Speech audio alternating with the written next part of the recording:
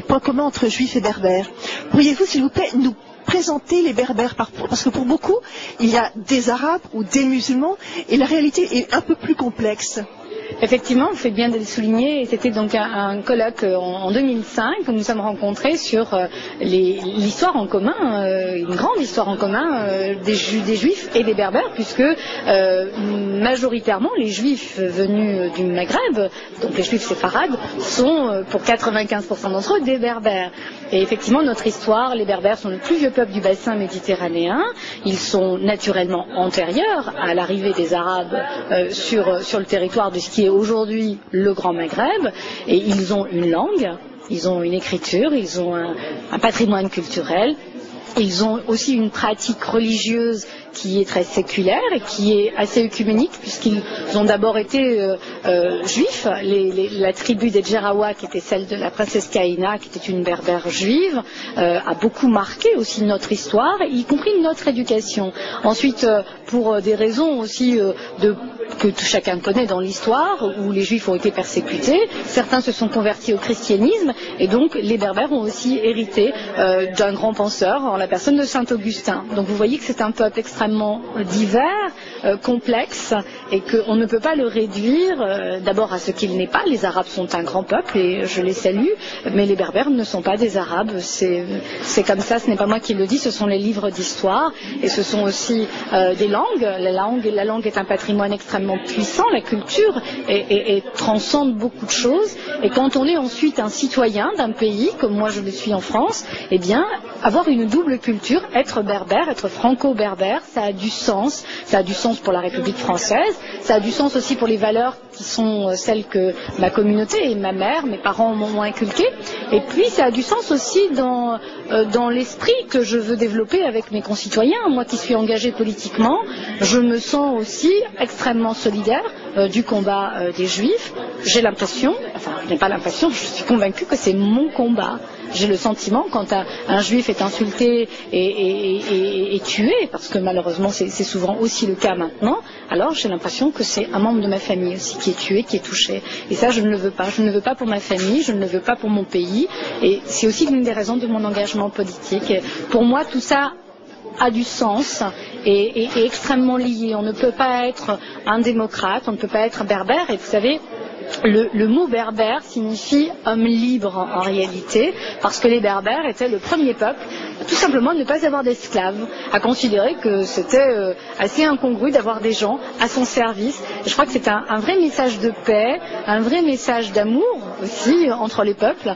Et en tout cas aujourd'hui je suis naturellement présente pour des raisons d'abord personnelles, pour des raisons d'amitié. Je suis une amie d'Israël. Oui, nous sommes, j'ai oublié de le dire, nous sommes à la Maison France-Israël à Paris pour la soirée spéciale élection israélienne, donc c'est avec un plaisir encore plus grand que nous vous interviewons. J'étais venue déjà il y a 3 ans et je me rappelle de l'ambiance extrêmement chaude qu'il y avait dans cette salle à la victoire du Likoud, effectivement, et d'Ariel Sharon il y a 3 ans. C'était très impressionnant. J'étais déjà là il y a 3 ans, vous voyez, comme quoi je crois qu'il faut un fil d'Ariane aussi dans des convictions, dans des engagements. Je suis là ce soir où il y a beaucoup moins de monde, puisque la droite israélienne a perdu les élections, mais moi j'ai des amis juifs, j'ai des amis israéliens, et je compte bien continuer ce combat parce que je sais que c'est le combat des justes, et moi je veux vraiment être du côté des justes. Je voulais vous demander aussi une question à propos de la dénomination des berbères. On parle aussi des Amazighs. Oui, alors Amazigh est en réalité le terme berbère pour désigner les berbères. Voilà, tout simplement. Amazigh veut dire homme libre comme berbère. C'est la traduction littérale en berbère avec un alphabet extrêmement complexe.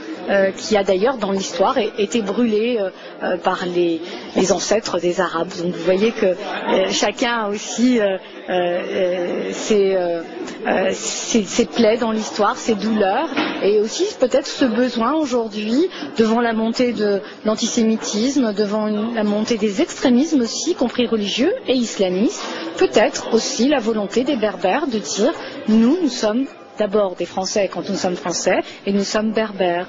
Pour un certain nombre d'entre nous, pour des raisons assez évidentes de conversion forcée ou dans l'histoire, ils sont aujourd'hui aussi musulmans, mais ce que je peux vous dire, c'est qu'ils ne se revendiquent pas comme tels, ils refusent même cette identité. Leur identité, elle est celle de citoyens français d'une part, et s'ils doivent en avoir une autre, c'est celle de berbères, et en aucune façon, en tout cas pas celle de l'islam. Et quant à réduire l'ensemble des berbères de France à l'islam, ce serait vraiment faire insulte à tous ceux qui ne le sont pas, puisque nous avons encore des chrétiens et des juifs. Encore peut-être 2 questions. La première, c'est pour parler des différents berbères en Afrique du Nord. Il y a en Algérie les Kabyles et aussi au Maroc les Chleux. Est-ce que vous pourriez nous parler? Est-ce qu'il y a des différences ils doivent partager les mêmes valeurs, mais est-ce qu'il y a une différence et quelle est la différence? C'est la même langue? Pas tout à fait. Il y a plusieurs sous-ensembles. Dans les ensembles, les berbères sont le peuple, dénominés par le peuple. Et d'ailleurs, on préfère dire berbère parce que c'est plus rassembleur comme concept, puisque moi je suis d'origine berbère et mes parents sont d'Algérie. Donc la majorité des berbères d'Algérie sont des Kabyles. Donc naturellement, la majorité des berbères de France sont effectivement des Kabyles pour des raisons assez historiques et que l'on connaît à travers l'histoire. Mais il y a naturellement des berbères marocains, des berbères tunisiens. Aujourd'hui, on parle le berbère jusqu'en Espagne et aussi sur l'île de Siwa en Égypte. Donc, la langue berbère est parlée par plusieurs dizaines de millions de personnes dans le monde, et ce qui est un miracle pour une langue qui a été dont tout le monde a voulu la destruction absolue en brûlant les livres.